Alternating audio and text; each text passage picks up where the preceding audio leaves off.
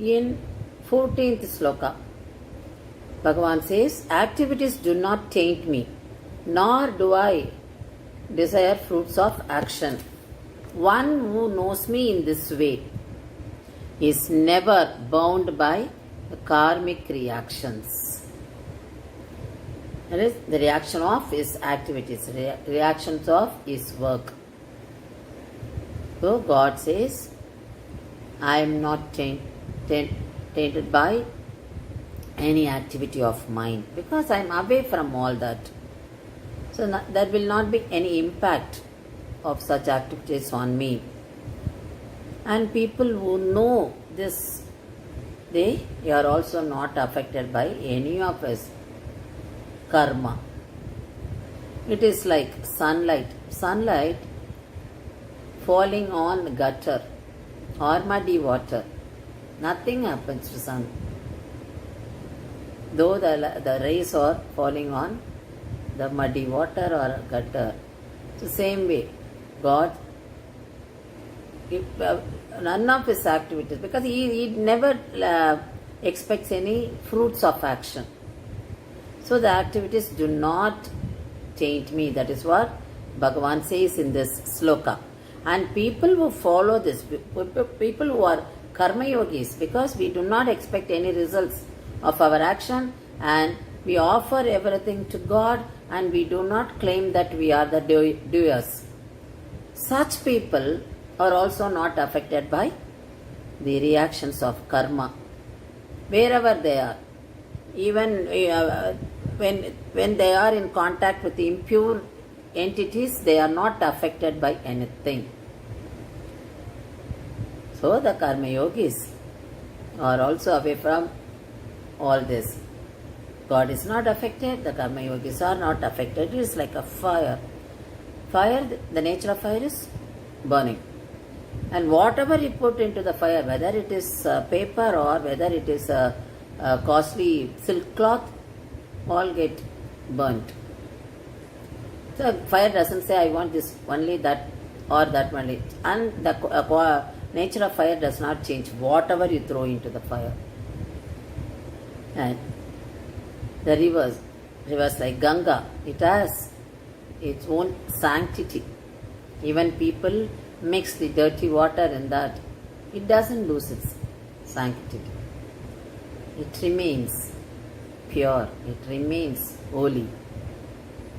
So this is what Lord Krishna explains in this. Because why the karma yogis are not affected? Because they are selfless people. That is, whatever they do, there is no selfish motive in their actions. So naturally that they are not doing anything for themselves. They are not expecting any results of actions. So even the other person or what, in whichever situation they are in, or in whatever kind of people they are with, even their negative thoughts will not have any impact on them. Because they are away from them. They are not expecting anything from that. So nothing will affect them. So this is how they are protected by God. God lives within everyone. So Paramatma knows He is there to protect us. So naturally, the people who have devotion to God also not affected by these karmas, no karmic reactions for them. And sages, if we take sages, they are not tainted by their activities, because their activities are not selfish activities. They are freed from bondage. And the basic thing is, Maya only does all actions. So Jnanis know very well that they are not doing. And the karma yogis know that they are not the doers. God knows He is not the doer. So naturally, nothing affects them. So the Maya only does all the actions. The Prakriti does all the actions.